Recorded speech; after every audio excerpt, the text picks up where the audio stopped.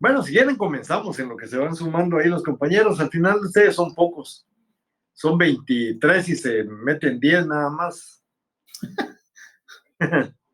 Cabal.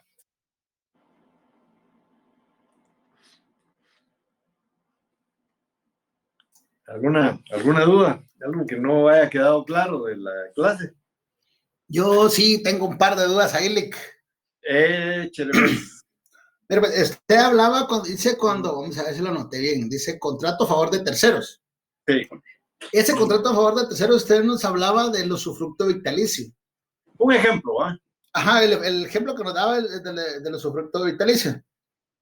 Por ejemplo, si yo le vendo, yo, o sea, no sé si a eso se refiere, le voy a dar un ejemplo y usted me dice si estoy bien. Por ejemplo, yo le vendo a mi primo una casa, pero le digo, mira, pero no sé si ahí encuadra ese el usufructo que yo le diga, pero mira, está mi otra tía que ya no tiene hijos y ella va a vivir por ahí, en su cuarto, y no la puede sacar. ¿A eso se refiere, Lick? Claro, ustedes se recuerdan de lo que es el usufructo. El uso, goce y disfrute de una cosa que no es de su propiedad, que ha sido beneficiada a una persona con esos derechos de usar, de disfrutar un bien. ¿Se recuerdan ustedes en Derecho Civil 2, cuando vieron los bienes, se habló precisamente del usufructo vitalicio? O sea, esto no es algo nuevo para ustedes, esto ya lo tienen que saber, lo tienen que saber bien. Ahí les hablaban a ustedes de la nuda propiedad. Cuando se vende un bien, se da el traslado del dominio. Pero cuando hay un usufructo vitalicio, ya no se habla del traslado del dominio, sino que se habla de la nuda propiedad. ¿Por qué nuda propiedad? Porque la persona que adquiere es la propietaria, pero tiene una limitación. Y esa limitación es el usufructo, es ese beneficio que se le da a un tercero, que obviamente no participó dentro de la relación jurídica. Y usted lo decía muy bien, mira, yo te voy a regalar la casa, pero vamos a nombrar a tu mamá usufructuaria vitalicia de esa casa. O sea, mientras tu mamá viva en esa casa, no la vas a poder sacar, no vas a poder disponer de la casa, no vas a poder alquilarla a nadie, es decir, ella va a vivir en esa casa, va a disfrutar de esa casa y es la que va a disponer. Disponer, ¿qué quiere decir? Tampoco enajenar, ¿verdad? Pero la señora que se quedó en esa casa eventualmente le conviene más alquilarla y la va a alquilar. Es decir, tiene la facultad de alquilarla y hacer suyos los frutos, que en este caso van a ser las rentas, aunque la casa es suya, la casa es de usted, pero quien la va a disfrutar mientras viva es ella. Eso ocurre con mucha frecuencia en el caso de las donaciones, por ejemplo. Yo le digo a mi hijo, bueno, mira hijo, te voy a donar esta casa, pero me reservo el usufructo vitalicio. ¿Eso qué quiere decir? Que mientras yo viva, voy a vivir en esa casa y voy a disponer lo que tenga que hacerse en esa casa. No puedo enajenarla porque ya no es mía, pero tampoco mi hijo la va a poder enajenar si yo no se lo autorizo. Entonces, ahí, al reservarme el usufructo vitalicio, me estoy reservando los derechos que como propietario yo tenía, menos el derecho de enajenar, ¿verdad? O sea, prácticamente no le estoy trasladando el dominio, por eso se habla de la nuda propiedad. Pero en el ejemplo este que estamos poniendo, porque estamos hablando de un contrato a favor de un tercero, no es que yo me reserve el usufructo vitalicio. No, yo se lo estoy dejando a otra persona. Le puedo decir a mi hijo, hijo, te voy a regalar la casa, vamos a hacer un contrato de donación, pero le vamos a dejar el usufructo vitalicio a tu mamá. O sea, mientras tu mamá viva, ella es la que va a tener la posesión de la casa. Va a disfrutar de la casa, va a disfrutar de los frutos que pueda producir. Eso quiere decir que no necesariamente tiene que vivir en la casa, la puede alquilar y disfrutar de las rentas, ¿verdad? Eso es el usufructo vitalicio. Y eso es trasladarle a un tercero un beneficio. Un tercero es la persona que no participó dentro de la negociación. Cuando yo le estoy donando a mi hijo, el negocio es entre él y yo. La mamá no participó dentro del negocio, no tiene nada que ver en el negocio. Sin embargo, ella es la favorecida con los derechos que conlleva el ser usufructuario. Entonces, estamos, bueno. Sí, sí, gracias, Lick. Bueno.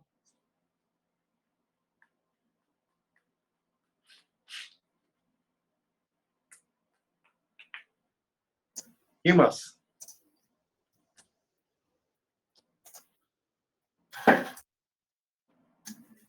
Lick, mientras los demás compañeros se animan. Sí, porque había dicho 2 preguntas, ¿no? Sí, cabal, pero... Y solo me hizo una. Mire, yo estaba viendo en el contrato, este es al contrario, a carga de terceros. A cargo de terceros. A cargo de terceros, que te daba el ejemplo ahí, que es cuando de los muchachos ahí que se van para Estados Unidos a trabajar. Bueno, que es un ejemplo, ¿eh? Sí, sí, exacto. Pero yo tenía duda si encuadraría también cuando uno es fiador. No. Ahí no encuadra No encuadra. No encuadra, porque recuérdense que el fiador es parte del contrato. Ok. Ya, cuando se celebra un contrato y hay un fiador, el fiador forma parte del contrato y tiene que aceptar. Ya son 3, ya no es solo entre 2. Sí, en cambio, cuando es un contrato a favor de tercero o a cargo de tercero, no participan dentro de la contratación. Pero en el primer caso es una persona que se favorece y en el segundo caso es una persona que tiene que cumplir con obligaciones. Yo podría celebrar un negocio con usted de un mutuo, por ejemplo. Mire usted, présteme dinero y mi hijo se lo va a pagar. Bueno, ahí le estoy poniendo a mi hijo, ¿verdad? Pero la gente antes decía, mira, haceme determinado favor, ¿verdad? O hagamos determinada cosa y Dios te lo va a pagar. Allá le estamos poniendo la carga a Dios, ¿verdad? A saber cuándo va a pagar Dios. Y a saber cómo lo vamos a poder demandar para que cumpla. Ya, estamos dejando en un tercero el cumplimiento de la obligación. Pero cuando hablamos de tercero, vamos a entender siempre una persona que no participó dentro de la negociación. Cualquier persona que está fuera de una relación contractual se conoce como tercero. Si son varias personas, también se les conoce como terceros. ¿Por qué tercero o terceros? Es decir, no es tercero, ni cuarto, ni quinto, ni sexto, sino que es tercero. Una persona o terceros cuando son varias. Porque recuérdense que en toda contratación hay 2 partes. 2. Deudor, acreedor. Si es un contrato de compraventa, vamos a tener a un vendedor y a un comprador. ¿Quién de los 2 es deudor y quién de los 2 es comprador? Es acreedor en un contrato de compraventa. Bueno. Perdón, Nick, déjeme, que eso sí ya se me cruzaron ahí. El deudor es el que recibe la cosa, ¿no? Sí. Y el acreedor es el que la da, ¿cierto? No, mire, pues, ya se me cruzaron un contrato de compraventa, por eso se dice que los contratos de compraventa son bilaterales, porque ambos tienen derechos y obligaciones. Cuando uno es deudor, el otro es acreedor. Cuando el otro es acreedor, el otro es deudor. El comprador, por ejemplo, es deudor porque tiene que pagar por lo que está comprando. Sí, pero también es acreedor porque tiene derecho a que le entreguen la cosa y que se le entreguen saneada y se le entreguen en buen estado. Por su lado, el vendedor tiene derecho a que le paguen la cosa que está vendiendo, pero tiene la obligación de entregarla, tal y como se estipuló. Entonces, los dos son deudores y los dos son acreedores recíprocamente. Uno es deudor, el otro es acreedor. Uno es acreedor, el otro es deudor. O sea, por eso es un contrato bilateral. Okay. ¿Ya? Sí, sí. Gracias, Entonces, ahí tenemos dos lados. Por eso es bilateral. Bi es dos, ¿verdad? Dos lados. Deudor y acreedor. ¿Qué son los que están afuera de esa relación jurídica?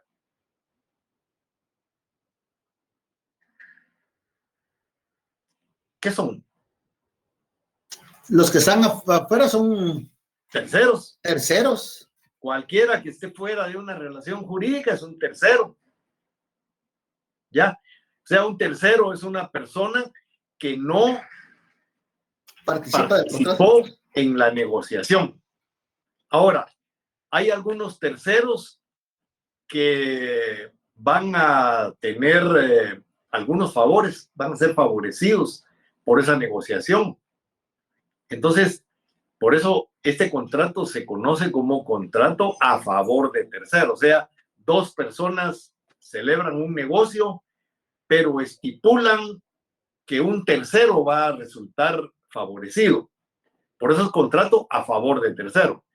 Pero podría ser que dos personas celebran un negocio jurídico y le trasladan la carga a un tercero. Entonces, por eso estamos hablando de un contrato a cargo de tercero. O sea, cuando le estamos trasladando a un tercero una carga, se llama así, ¿verdad? Contrato a cargo de tercero.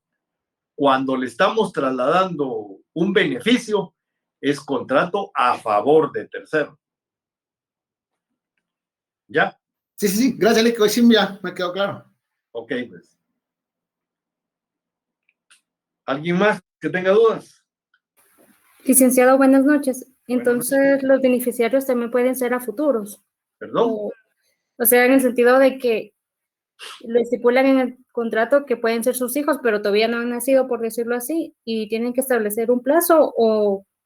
Mire, pues, me hizo dos preguntas interesantes. Cualquier tercero, cualquier persona fuera de la relación jurídica puede recibir un beneficio. Hay algunas personas que no pueden recibir una carga, como en el caso de los que no han nacido. Usted sabe que los no nacidos, todo lo que es a su favor, para su beneficio. Desde luego, yo podría celebrar un negocio jurídico con usted en el que le regalo una casa, pero, y ahí viene la estipulación a favor de su hijo que va a nacer. Es decir, la casa es para usted, pero quien la va a usar es su hijo. Entonces, estamos celebrando ese negocio entre usted y yo, pero estamos estipulando un beneficio para alguien que ni siquiera ha nacido. Pero recuérdense que en nuestro derecho civil, todo lo que favorece al no nacido es bienvenido.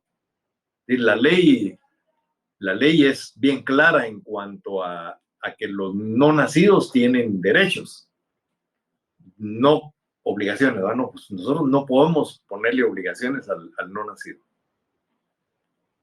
Y la otra del plazo, sí, depende de la institución que vamos a utilizar.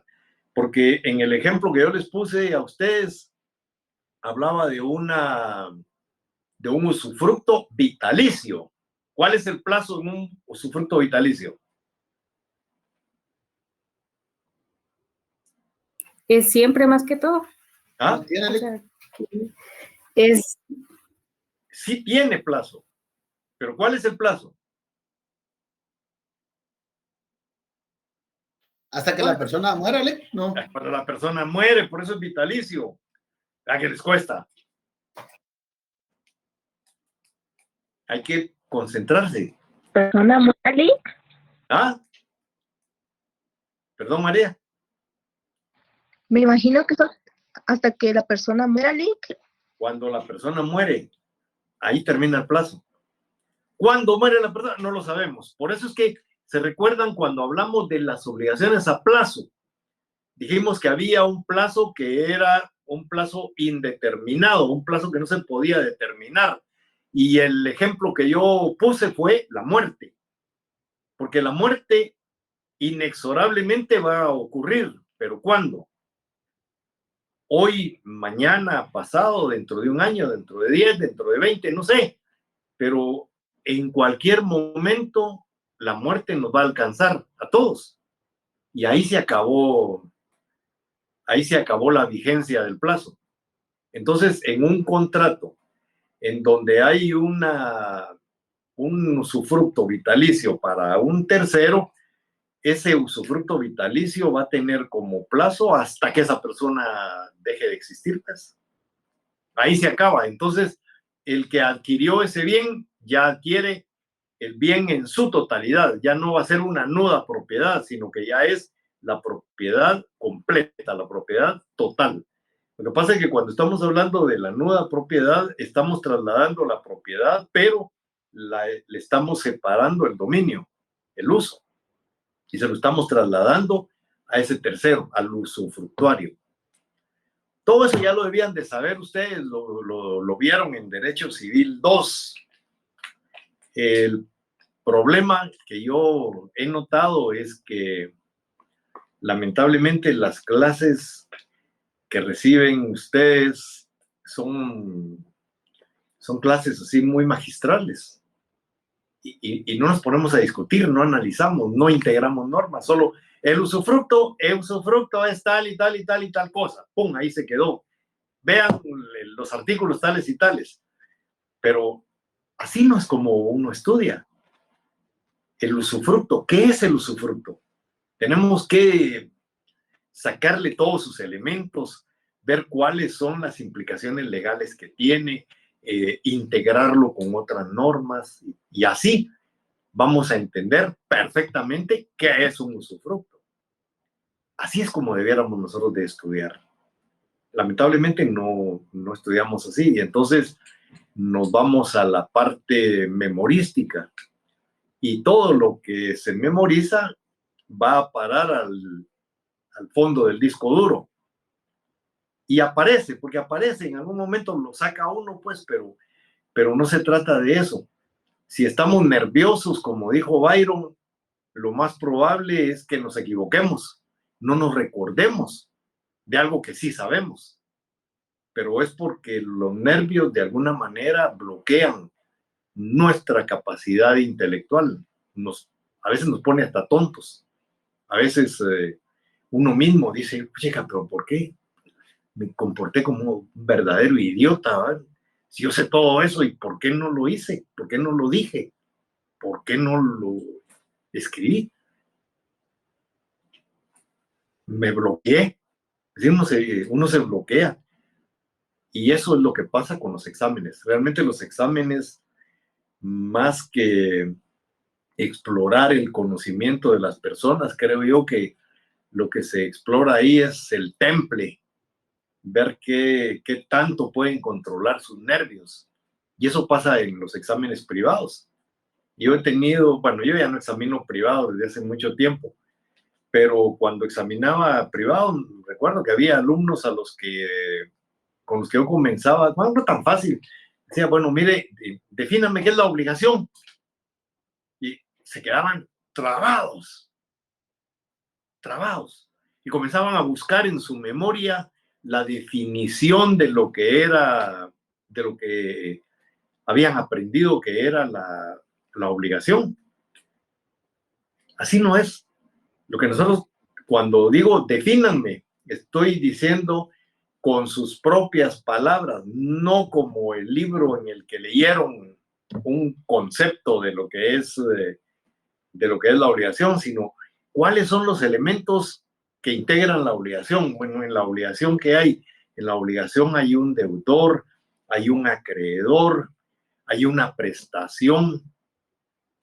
Ya solo con esos 3 elementos yo ya tengo suficientes datos como para elaborar una definición.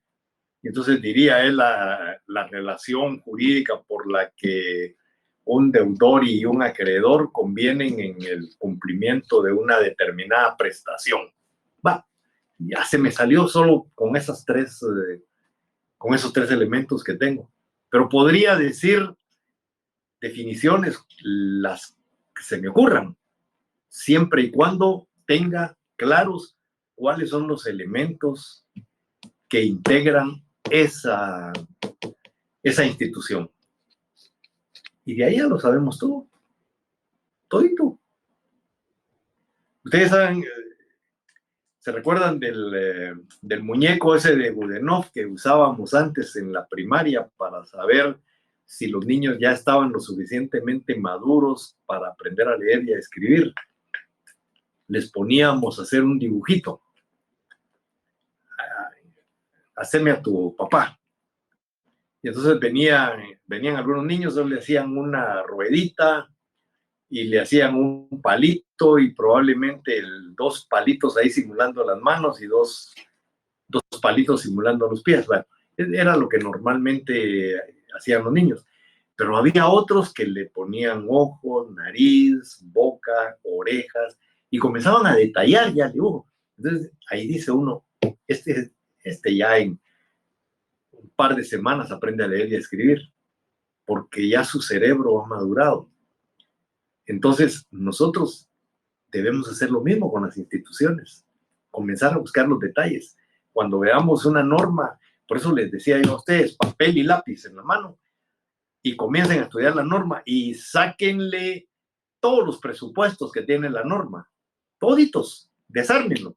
Hagan de cuenta que es un carrito que les regalaron y ustedes lo comienzan a desarmar, le quitan las ruedas, le quitan el capó, le quitan todo. Y entonces ya al quitarle todo van a ver cómo está hecho. Y después ya es solo cuestión de armarlo. Y les preguntan a ustedes, ¿qué es ese carrito? Y ustedes ya pueden decir lo que es el carrito, ¿verdad? Porque ya conocen todos sus elementos. Eso es estudiar. Así de fácil. Espero que esto les sirva de veras para que se reinventen, para que estudien ya de otra manera, para que no tengan problemas cuando se estén examinando. ¿Y alguna otra duda que tengan por ahí? Dick, yo sí tengo una duda referente a los terceros absolutos con lo que son los herederos. En el caso, digamos, cuando una persona fallece y tiene cómo cobrarse a través de un bien inmueble, pues a través del bien inmueble se van a poder cobrar las personas a quienes deben, derivado de que haya un contrato. Pero digamos que la persona compró, hace como se da ahora, que en Electra sacan telelavadora y qué sé yo, otros artículos. Entonces vienen y la persona fallece, no ha terminado de pagar todos sus artículos, pero también la persona, digamos, en determinado momento vendió todo. ¿Qué sucede en este caso? Los herederos tienen que hacerse cargo de eso si no hay manera de devolverle los artículos al negocio o qué pasa, porque eso estaba pensando ahorita, porque en un bien inmueble pues hay cómo, pero ¿y con eso? Mire, esto me recuerda a mí que los hijos pagan las deudas de los padres solo en la Biblia. Ahí dice que los pecados de los padres los van a pagar los descendientes hasta la 4ª generación. Imagínense, hasta la 4ª generación. Pero aquí estamos hablando de pecados. Y entonces yo veía, por ejemplo, uno de los pecados. ¿Cuáles eran los pecados? Bueno, si nos vamos a los 10 mandamientos, vamos a encontrar ahí uno de ellos que tiene que ver con las relaciones sexuales fuera del matrimonio, es decir, una persona promiscua, es una persona que se expone a enfermedades. Y en esa época no había SIDA, ¿verdad? Pero sí había otras enfermedades, y una de esas enfermedades era la sífilis. La sífilis la contraía la persona, luego tenía hijos, los hijos venían ya con la enfermedad, luego venían los nietos y los nietos venían ya con esa enfermedad, y luego venían los tataranietos y todavía tenían esa enfermedad ya disminuida, pero todavía al hacer los exámenes del VHDR, creo que se llama, aparece ahí positivo, lo cual indica que aún en esa cuarta generación todavía existe la enfermedad. En la quinta generación ya no existe, ahí ha desaparecido. Entonces, a eso se refería la Biblia, pues a ese tipo de pecados. Pero en el caso de las deudas, el que tiene que pagar es el que debe. Y si la persona muere y tenía deudas, si no tiene fiadores, pues las deudas ahí se acabaron. Los vendedores, especialmente en el caso de electrodomésticos y todo eso, tienen seguros y van a tener que acudir al seguro para hacerse pago con el saldo que ya no se les va a poder pagar, porque no pueden de ninguna manera hacer que los hijos paguen. Hay actos tan estúpidos, tan ridículos, que solo en nuestra Guatemala caben, ¿verdad? Y hay quienes los aplauden, porque yo veía cuando vi el tema del genocidio, juzgando a Río Montt por genocida, necesitaban una sentencia de genocidio para poder cobrar las indemnizaciones, porque esa es la realidad. La sentencia de genocidio la buscan para cobrar indemnizaciones, no es por otra cosa. Pero había dos cosas absurdas ahí. La primera, que un juzgado nacional declare genocida al Estado del cual pertenece. Eso es inconcebible. No se puede pretender que un juzgado nacional declare a su patria como genocida. Los casos de genocidio, por eso es que se han conocido en juzgados internacionales, donde son esos tribunales internacionales los que declaran a un país genocida, pero no el propio Estado declarándose genocida. Eso es totalmente estúpido. Pero ahí le han ido dando vuelta, ¿verdad? Porque ideológicamente conviene. Pero vamos a lo más estúpido de todo esto. En el camino se les muere Ríos Montt. Se les muere. Y ustedes saben que la persecución penal termina precisamente con la muerte o con la interdicción de una persona. Cuando una persona pierde sus facultades volitivas, y en el caso de Ríos Montt ya se dieron las dos cosas. Primero, perdió ya sus capacidades volitivas. Ya él era una persona que no sabía, ya estaba enfermo y no sabía ni siquiera quién era él. Es decir, ya sus facultades mentales habían desaparecido. En ese momento tendría que haber cesado la persecución penal, pero no, todavía lo siguen juzgando. ¿Recuerdan ustedes cuando Suri Ríos lleva a su papá al juzgado? Lo llevan en camilla del hospital y todo, y el tipo ya no sabe ni quién, ni qué está pasando.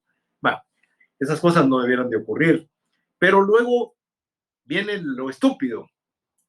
La premio Nobel, yo lo digo aquí y siempre lo voy a decir, es una vergüenza para Guatemala.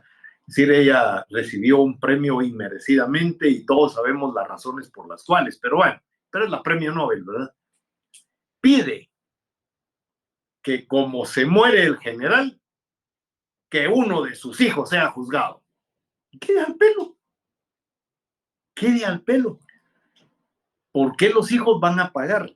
Miren, ahorita que se dio el tema de las elecciones, la Suri Ríos no pudo ser candidata porque la Corte de Constitucionalidad anterior decidió que la norma le impedía, 186 literal C creo, no me recuerdo, le impedía a ella ser candidata. cuando la norma fue creada para que ningún familiar de una persona que hubiera dado golpe de Estado y todo lo que ya sabemos, pudiera ser candidato dentro del periodo en el cual esa persona estaba ejerciendo el poder, pero no 20 años después. Es decir, no pueden condenar a una persona a no ejercer sus derechos. El derecho de elegir y ser electo es un derecho fundamental. Y sin embargo, en la corte anterior, por su sesgo ideológico, la dejaron fuera. Hoy con esta corte me da la impresión que sí va a ser candidata, ¿verdad? Pero vamos al tema. Los hijos no pagan las deudas de los padres. Cuando hay un patrimonio que forma parte de la masa hereditaria, es decir, cuando el causante dejó un patrimonio, los acreedores se cobran de ese patrimonio, pero no quiere decir que los hijos tengan que pagarlo.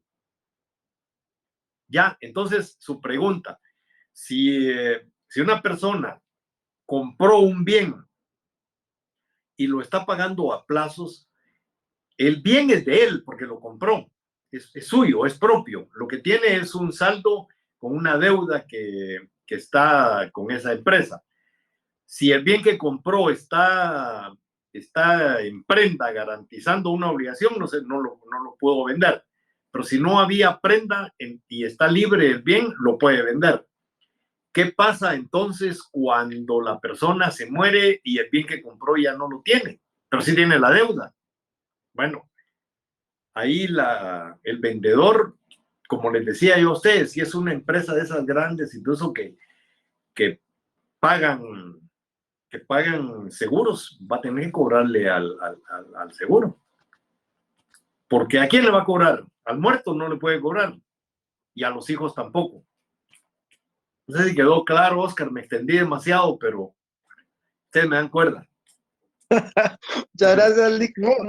Me confirmó lo que yo pensaba, porque yo estaba sabido que las empresas estas, como son aparte de que, o sea, están afuera incluso del país porque son muy grandes, ellos todo lo tienen asegurado. Entonces era absurdo. Yo vi un caso de estos donde querían que les pagaran el artículo, pero la persona se había muerto, el artículo ya no estaba, y de todos modos las personas tampoco podían pagarlo. Yo les decía, no puede ser posible porque ya falleció el señor. ¿Y a quién le van a cobrar? El contrato no estipulaba que alguien más lo iba a pagar porque no había fiador. Entonces, gracias, Lick, me dejó bien clara esa duda de que en este caso no aplica lo que estábamos hablando de los terceros. No se puede trasladar la deuda. Yo recuerdo cuando falleció mi papá tenía una tarjeta de crédito y la dejó con un saldo. Y entonces, pero como nosotros no sabíamos cómo manejaba él sus finanzas, ¿verdad? De repente comenzaron a llamar a mi mamá, pero de una manera abusiva. Es decir, como suelen ser los cobradores de las tarjetas de crédito. Y entonces me llama mi mamá, pues soy el abogado de la familia, me llama y me dice, mira, fíjate que pasó tal y tal cosa y esto y todo eso. Entonces dije, bueno, mira, averigüemos cuánto es y paguemos la deuda, ¿va? Pero la íbamos a pagar no porque tuviéramos obligación de pagarla, sino porque estaba de por medio el nombre de mi papá, pues, y entonces nosotros queríamos solventar esa deuda con mis hermanos. Entonces llamé a la persona que le había llamado y despotrica contra mí, ¿verdad? Que mire, que no sé qué hay que hacer. Entonces le digo yo, mire, ¿sabe qué? Mi papá está enterrado en tal lugar y llegue cruzando en la primera fila de tumbas, cruce a la derecha y a la tercera está mi papá, vaya a cobrarle ahí. Bueno, entonces me da la impresión que el gerente se enteró del tema, entonces después me llamaron, pero ya me llamaron de una manera más educada. Y entonces yo le dije, mire, la verdad es que no obstante que nosotros no tenemos ninguna obligación de pagarle, vamos a pagar la deuda. ¿Cuánto es, verdad? Y entonces, y me hicieron el desglose y todavía me di el lujo de decirle, mire, les voy a pagar el capital, no les pago los intereses, porque los intereses se están mandando con eso y si ustedes quieren que les pague, les pagaré solo el capital. No les voy a pagar ni los intereses ni los moratorios. Total es de que hicieron algunas consultas y todo eso y al final aceptaron que les pagara solo el capital. Entonces, nadie podía obligarnos a pagar una deuda de alguien que había fallecido, pues, pero muchas veces uno de hijo lo hace por el buen nombre del padre, ¿verdad? Si toda la vida tuvo un buen nombre, aún después de muerto, que nadie lo vaya a mancillar. Entonces, por eso es que uno paga las obligaciones de un muerto, pero no porque tenga obligación. ¿Ya? Excelente, Lick, le agradezco bastante. Bueno, pues, para servirle.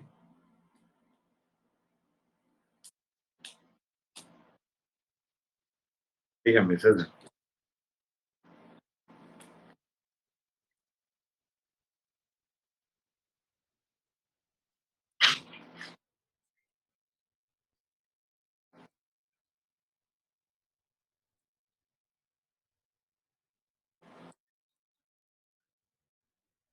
De su libertad. Bueno,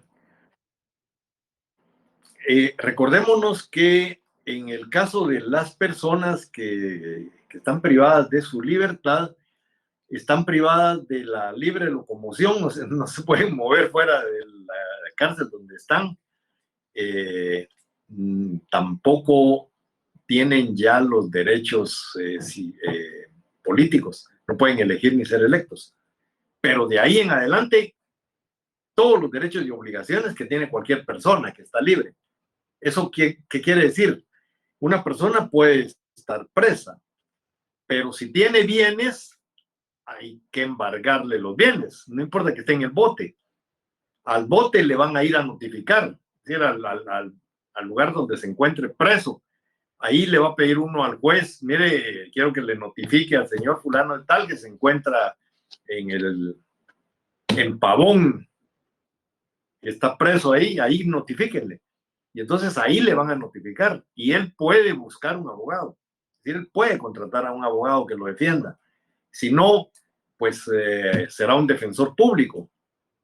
Pero uno puede perfectamente demandar a esa persona si tiene bienes, porque recuérdense que el artículo 1539, creo, no me acuerdo ahorita, dice que todas las obligaciones se garantizan con el patrimonio del deudor. ¿Se recuerdan? 1329. Y si el deudor tiene bienes, pues hay que embargárselo, ¿verdad? Aunque esté preso. Eso no lo exime de pagar. ¿Sí, don César?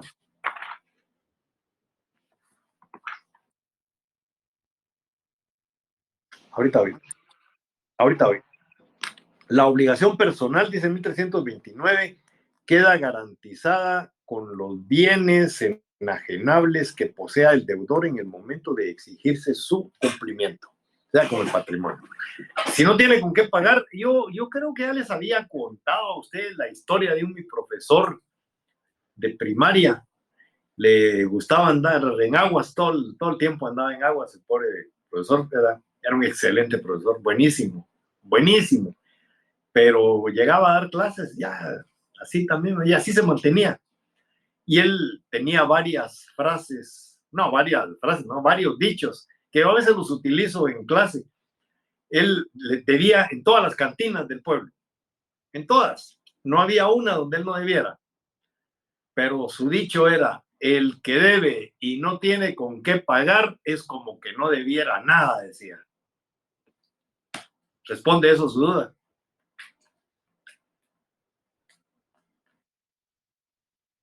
¿Cómo le va a sacar uno algo a alguien que no tiene nada? Ni aunque lo agarre de las patas y lo sacuda, no va a salir nada. No puede cobrar. Por eso es que la ley tiene contemplada la figura de la quiebra. Por un lado, la insolvencia. La insolvencia es ¿qué le dijera yo? una etapa de la vida de una persona en la cual no puede cumplir sus obligaciones, pero la solvencia puede ser pasajera.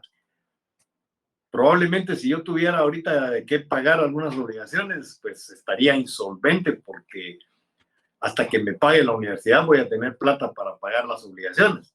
Mientras tanto, no tengo, pero no estoy en quiebra.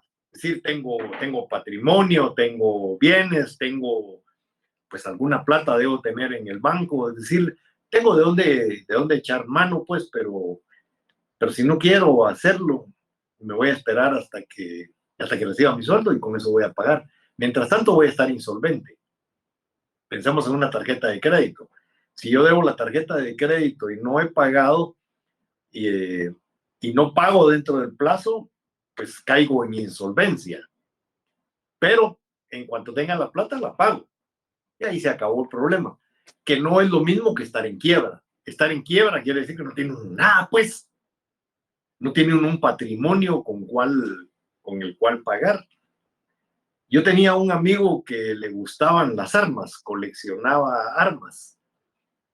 Y cada vez que entraba en crisis económicas, las comenzaba a vender. Incluso yo le compré algunas, ¿verdad? Porque tenía muy buenas, sí, excelentes armas, y las vendía. Y entonces en alguna ocasión me dijo, para eso las he comprado. Para eso compra uno las joyas, para una situación de emergencia. Ustedes han visto que hay personas que entran en una crisis económica y la manera como salen adelante es vendiendo sus joyas, que para eso son. Las joyas son un patrimonio que aparejan un valor, y entonces no se puede ni se debe uno apegar a ellas. Es decir, si yo tengo una crisis económica y tengo que vender mi reloj, lo vendo, pues, o lo voy a empeñar. Necesito el dinero y tengo que ver de dónde lo saco. Entonces, una persona en quiebra no tiene nada. ¿Qué es lo que va a ir a empeñar? No puede pagar ni con el cuerpo Matic, probablemente, pero eso es diferente a ser insolvente. Entonces, una persona que no tiene con qué pagar, no se le puede cobrar.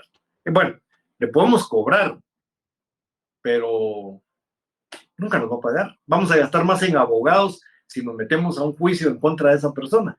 Que la persona va a llegar ante el juez y le va a decir, señor juez, no tengo nada, no tengo cómo pagarle. Entonces el juez lo que va a hacer ahí es declararlo en quiebra. Ahí es donde viene la institución que nosotros en alguna ocasión hemos mencionado del fallido. El fallido es una persona que ha sido judicialmente declarada en quiebra. Sí, César.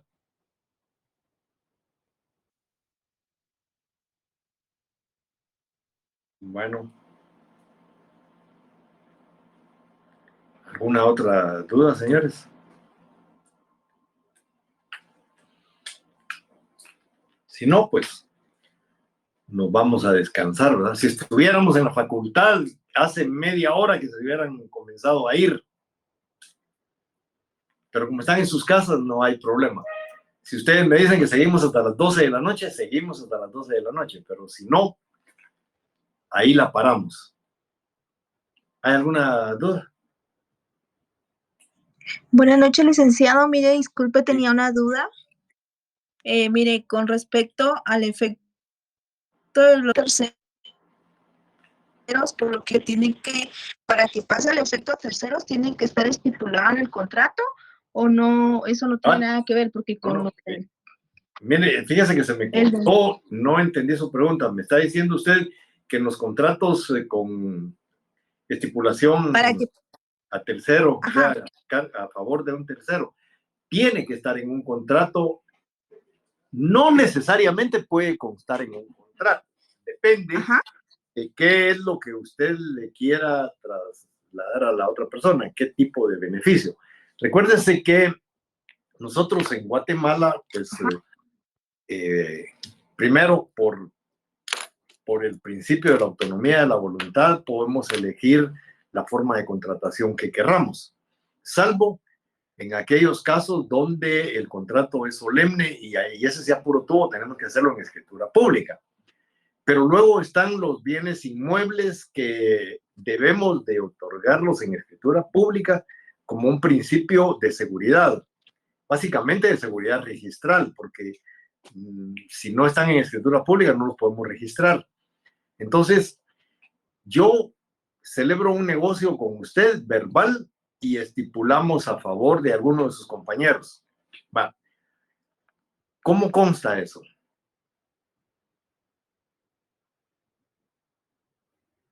Ese es el problema de los contratos verbales, ¿verdad? Sí es válido, si se puede demostrar, es decir, si la persona esta a la que le estamos estipulando un beneficio puede demostrar que tal beneficio existe. Pero si no lo puede demostrar, ¿cómo va a ejercitar su derecho? Entonces, por eso es que en este tipo de negocios, aunque la ley no dice que es obligatorio, se deben de otorgar por escrito, no necesariamente en escritura pública, por escrito, para que quede documentado. Ahora, si se trata de bienes inmuebles y de derechos reales sobre los mismos, el artículo 1576 sí nos dice que se debe de otorgar en escritura pública, con fines de poder registrarlo. Si no se otorga en escritura pública, pues no lo vamos a poder registrar, pero si se hace en documento, acta levantante, el alcalde, por correspondencia, como dice la ley, de alguna manera escrita, bueno, el contrato podemos demostrar que existe. Ahora, ¿por qué debe constar por escrito? Porque en el momento de que la persona que está adquiriendo el bien no cumple con la obligación que se le está asignando, que es beneficiar al tercero, vimos que el tercero o el mismo estipulante pueden ejercitar una acción contra él para que cumpla. Pero si no tenemos cómo demostrarlo, es complicado, ¿verdad? Entonces, se puede elegir la vía que uno quiera, pero debemos tener siempre en cuenta que si vamos a necesitar ejercitar derechos y eventualmente vamos a tener que judicializar un caso, tenemos que hacerlo por lo menos por escrito, no necesariamente en escritura pública, pues, pero por lo menos que haya una prueba escrita con la cual demostrarle al juez que ese negocio se realizó. No sé si contesta eso su pregunta. ¿Cuál es su nombre? Ángela. Ángela. Sí, licenciado, muchas gracias. Y en el caso de los herederos sería ya ya sería de una forma directa, ¿verdad? Por el tema de los herederos, no se les olvide siempre el artículo 1529. Todos los derechos y las obligaciones del causante se trasladan a los herederos. Desde luego, y ahí hago énfasis en algo que ya dije, ustedes ya lo saben, desde Civil 2 ya lo saben. Se le transfiere a los herederos siempre y cuando exista una masa hereditaria, siempre que haya bienes. Ya, porque si a una persona la declaran heredera, pero no hay ningún bien, pues esa persona no va a poder cumplir ninguna obligación, porque él no va a sacar de su dinero, que era mucho que ver con la pregunta que me hacía Oscar. El heredero paga del patrimonio del causante, de la masa hereditaria del causante, no de su bolsa, que quede claro. ¿Sí? Muy bien. Gracias, bueno, licenciado. Bueno, pues Ángela. ¿Alguna otra duda? Ya ven que hay mucho que hablar de derecho civil. Mucho. Cuando ya ustedes salgan de mi curso y entren a procesal civil, a notariado, a mercantil, ahí van a ver cuánto les sirvió esta clase. Y cuando estén en la calle, con mayor razón. Pero si no, también se van a dar cuenta que debieron de haber estudiado Derecho Civil, y no solo mis cursos, Civil 1 y 2, Civil 3 y 4, básicos para los cursos que vienen para ustedes en el próximo semestre. Así que no se me asusten, solo estudien, eso es todo. Y ya saben, mi correo está siempre abierto para cualquier duda que tengan.